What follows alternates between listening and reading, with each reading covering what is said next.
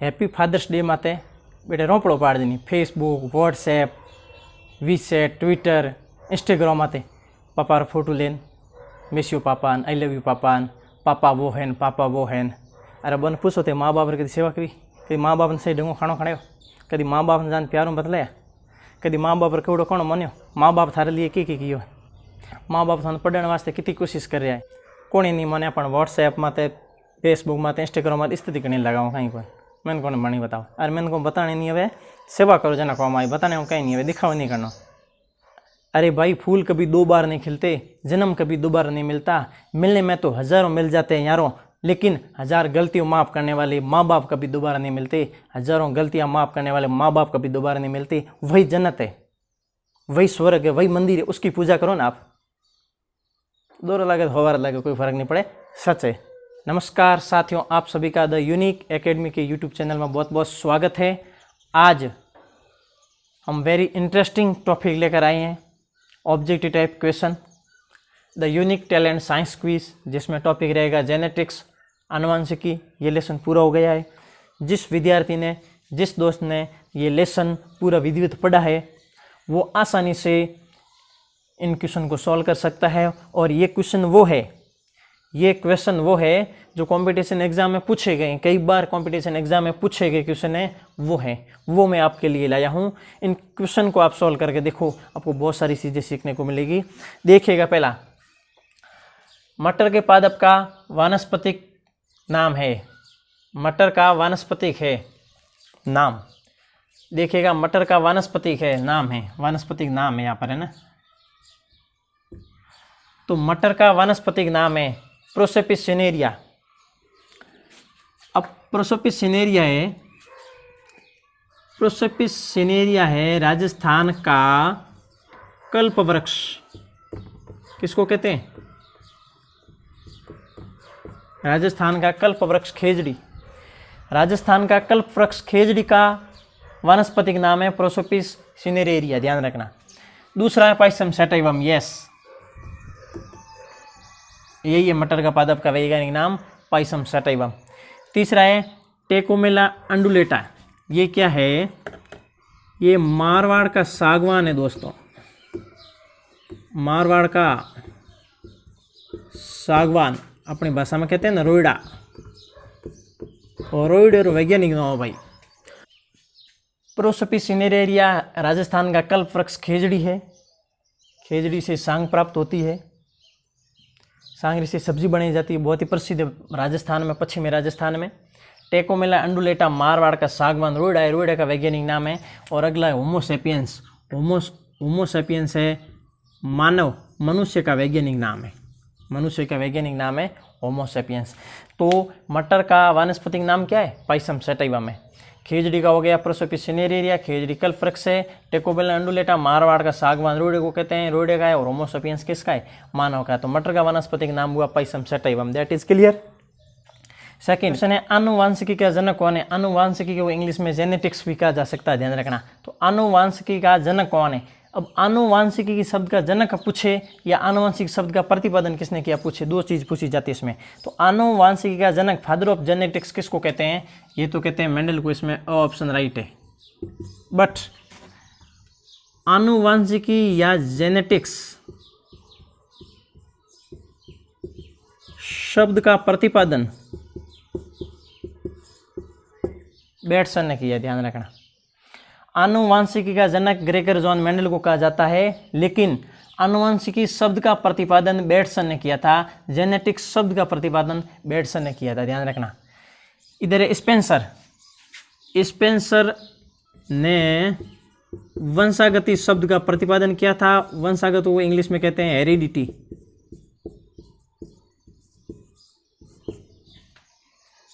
और इधर जॉनसन ने जीन शब्द का प्रतिपादन किया। जीन आनुवांशिक की इकाई होती है जो किसी एक ही लक्षण को नियंत्रित करता है, और जीन शब्द की खोज जॉनसन ने की। वेरी वेरी इंपॉर्टेंट क्वेश्चन है, ध्यान रखना। आनुवांशिकी का जनक, father of genetics, Gregor John Mendel को कहा जाता है। और आनुवांशिकी शब्द का प्रतिपादन बेटसन ने किया, जेनेटिक्स शब्द का प्रतिपादन बेटसन ने किया। स्पेंसर ने वंशागति या हेरिडिटी शब्द का प्रतिपादन किया, और इधर जॉनसन ने जीन शब्द का प्रतिपादन किया। जीन आनुवंशिक इकाई होती है जो किसी एक लक्षण को नियंत्रित करता है, और मेंडल ने जो कारक है उस कारक को जीन का है। थर्ड क्वेश्चन, लक्षणों को नियंत्रित करने वाली आधुनिक इकाई को क्या कहते हैं? लक्षणों को नियंत्रित करने वाली आधुनिक इकाई को क्या कहते हैं? लक्षणों को नियंत्रित करने वाली आधुनिक इकाई को क्या कहते हैं? जीन, कारक, निर्धारक, उपरोक्त सभी। सोच लो, लक्षणों को नियंत्रित करने वाली आधुनिक इकाई को क्या कहते हैं? दोस्तों ये रीट 2017 में पूछा गया है। लक्षणों को नियंत्रित करने वाली आधुनिक इकाई को क्या कहते हैं? इसमें ऑप्शन राइट है, उसको जीन कहते हैं। और जीन क्या होती है? जीन आनुवांशिक की इकाई होती है। जीन आनुवांशिक की इकाई होती है जो किसी एक लक्षण को नियंत्रित करती है। और मेंडल ने अपने प्रयोग में जो कारक शब्द उपयोग में ली थी उसको क्या कहा? जीन का। तो लक्षणों को नियंत्रित करने वाली आधुनिक इकाई को क्या कहते हैं? आधुनिक इकाई को जीन कहते हैं। वेरी इंपॉर्टेंट क्वेश्चन है दोस्तों। नेक्स्ट क्वेश्चन, मनुष्य में गुणसूत्र क्रोमोसोम, मनुष्य में गुणसूत्र के कितने जोड़े पाए जाते हैं? अब देखो एक चीज़ इसमें सीख लें आपको, जहाँ भी जोड़े आते हैं इतने जोड़ी गुणसूत्र पाए जाते हैं, इतने जोड़े पाए जाते हैं, इतने जोड़े पाए जाते हैं। जोड़े का मतलब दो संख्या में, जोड़े का मतलब दो। जोड़े कितने का होता है? जोड़ो कितने बने? जोड़ो में से दो बने। हमारे तो सिंगल हो पास डबल हो जाओ। जोड़ो एक नहीं हो, एक जोड़ो तो एक हो, लेकिन संख्या कितनी होगी? दो एक नहीं हुई। लेकिन बाद में संख्या बढ़ी बा, लेकिन नियंत्रित हम दो, हमारे दो। तो मनुष्य में गुणसूत्र के कुल जोड़े पाए जाते हैं। सबसे बड़ी बात है कि मनुष्य में कुल गुणसूत्र की संख्या होती है, कुल गुणसूत्र की यदि संख्या पूछी जाती है तो संख्या होती है दोस्तों 46। मनुष्य में 46 गुणसूत्र पाए जाते हैं। यहाँ पूछा जाता है मनुष्य में गुणसूत्र के कितने जोड़े पाए जाते हैं? 24, 23, 26, 21।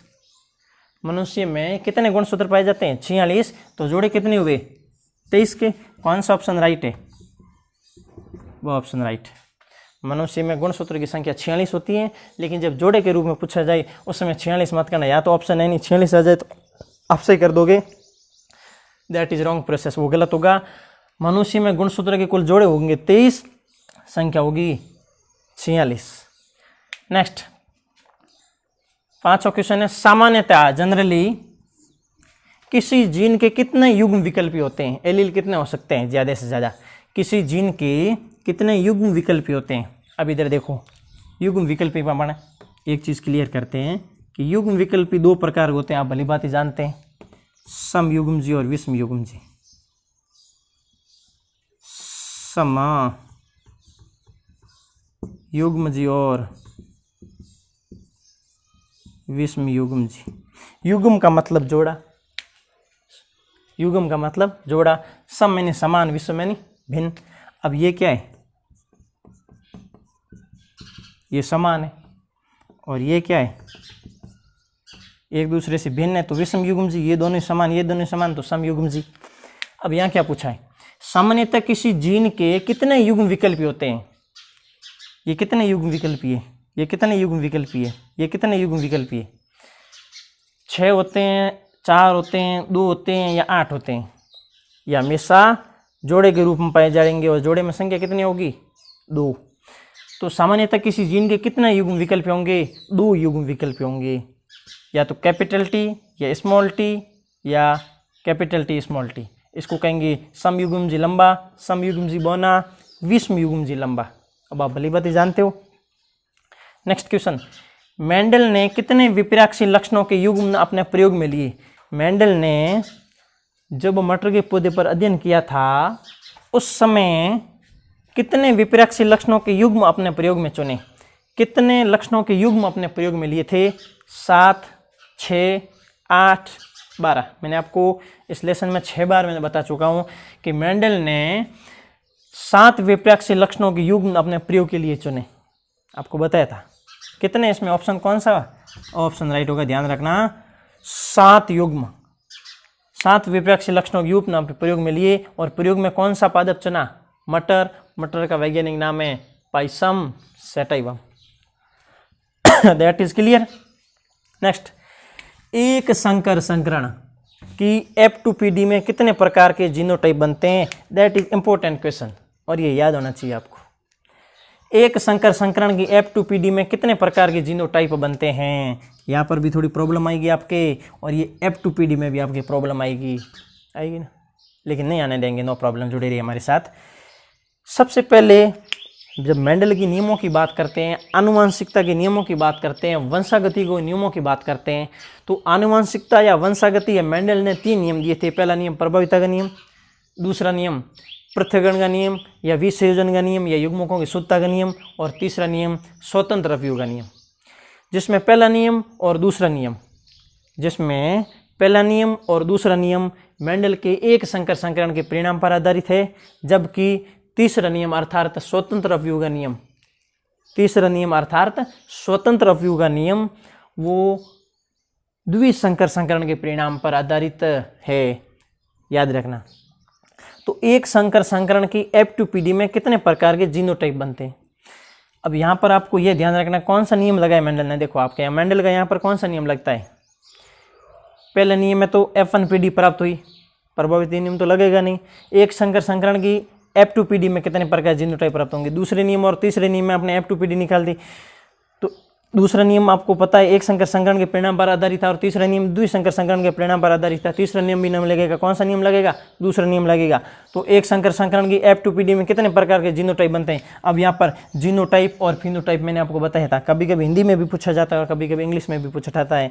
जीनोटाइप का मतलब होगा जीन प्रारूप। जीनोटाइप का मतलब क्या हुआ? जीन प्रारूप। और एक होता है लक्षण प्रारूप। एक क्या होता है? लक्षण प्रारूप। इसको कहा जाता है दोस्तों फिनोटाइप। समझ में आया? ये क्वेश्चन बाद में, पहले क्वेश्चन को समझना ही आधा आंसर होता है। कई बार एग्जाम में क्या करते हैं, क्वेश्चन हम लोग को सारे आते हैं, ऊपर पढ़ा ही नहीं, फटाक से आंसर दे दिया। दैट इज रॉन्ग प्रोसेस, कभी सही हो नहीं सकता, नेवर।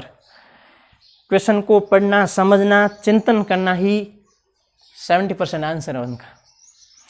एक संकर संकरण की F2PD में कितने प्रकार के जीनोटाइप बनते हैं? जीनोटाइप मतलब जीन प्रारूप और लक्षण प्रारूप मतलब फिनोटाइप। अब यहाँ देखो आप, जब इनके लक्षण प्रारूप की बात करते हैं और जीन प्रारूप की बात करते हैं, तो लक्षण प्रारूप कितने थे? 3:1, और जीन प्रारूप कितने थे? 1:2:1, यही थे ना। तो एक संकर संकरण की F2PD में कितने प्रकार के जीनोटाइप बनते हैं? तो लक्षण प्रारूप यहाँ पर पूछा तो 3:1, संख्या कितनी हुई? 2। यहाँ पर इसी क्वेश्चन में ही एक संकर संकरण की F2PD में कितने प्रकार के फिनोटाइप या लक्षण प्रारूप बनते हैं? तो हो जाएगा 2। यहाँ पर एक संकर संकरण की F2PD में कितने प्रकार के जीनोटाइप बनते हैं? जीन प्रारूप पूछा है, तो जीन प्रारूप कितने? 1, 2, 3। इसमें आंसर कौन सा होगा? ब आंसर राइट होगा, 3 बनेंगे। जीनोटाइप का मतलब हुआ जीन प्रारूप, और जीन प्रारूप 1:2। एक संकर संकरण की F2PD में दूसरा नियम पढ़ा, उसमें लक्षण प्रारूप कितना हुआ? 3:1, और जीन प्रारूप कितना हुआ? 1:2:1। समझ में आई? इस क्वेश्चन में हाथों हाथ में चेंज करता हूँ, देखना। एक संकर संकरण की जगह लगा देते हैं द्विसंकर संकरण। द्विसंकर संकरण की F2PD में कितने प्रकार के जीनोटाइप प्राप्त होते हैं या फिनोटाइप प्राप्त होते हैं? बताइए, नहीं बता पाओगे। लक्षण प्रारूप कितना हुआ? 9:3:3:1, और जीन प्रारूप कितना हुआ? मैंने आपको बताया था 12, 24, 12, 12, 1, बीच में अनुपात लगा दो। एक संकर संकरण की F2PD में लक्षण प्रारूप या फिनोटाइप 3:1, जीन प्रारूप 1:2:1 होंगे। यहाँ पर क्या पूछा है? कितने प्रकार के प्रकार पूछा है, तो लक्षण प्रारूप तो होंगे 2। ये 2 क्या है? ये लक्षण प्रारूप है। और ये 3 क्या है? ये 3 जीन प्रारूप है। वही द्विसंकर संकरण की F2PD में कितने प्रकार के जीनोटाइप प्राप्त होते हैं या फिनोटाइप प्राप्त होते हैं, या इनका जीन प्रारूप कितना था या लक्षण प्रारूप कितना था? तो द्विसंकर संकरण में 9:3:3:1 था लक्षण प्रारूप, और जीन प्रारूप 12, 24, 24, 1। इस प्रकार क्वेश्चन सॉल्व होते हैं। इस प्रकार क्वेश्चन को याद रखो, ताकि एग्जाम में कहीं से भी क्वेश्चन आए आपका क्वेश्चन गलत नहीं हो और आप जिस जोश जुनून और जिद के साथ तैयारी कर रहे हो वो कामयाबी आप तुरंत हासिल कर सको। साथियों, जुड़े रहिए हमारे साथ। यदि आप फर्स्ट टाइम चैनल पर विजिट कर रहे हैं या फर्स्ट टाइम आप ये जो सीरीज़ देख रहे हैं, क्विज़ देख रहे हैं, क्विज़ पढ़ रहे हैं, लर्न कर रहे हैं, तो आप पीछे जो पिछला लेसन है उसको पूरा आराम से समझिएगा, सोचिएगा, करिएगा। उसके बाद में आप ये सीरीज़ ज्वाइन करें ताकि आपको आसानी से ईजीली क्वेश्चन देखते ही आप समझ सकें। विभिन्न शिक्षा अपडेट के लिए, शिक्षा संबंधी न्यूज़ के लिए, एग्ज़ाम अपडेट के लिए हमारे चैनल को सब्सक्राइब करें। धन्यवाद। Thank you so much. जय हिंद।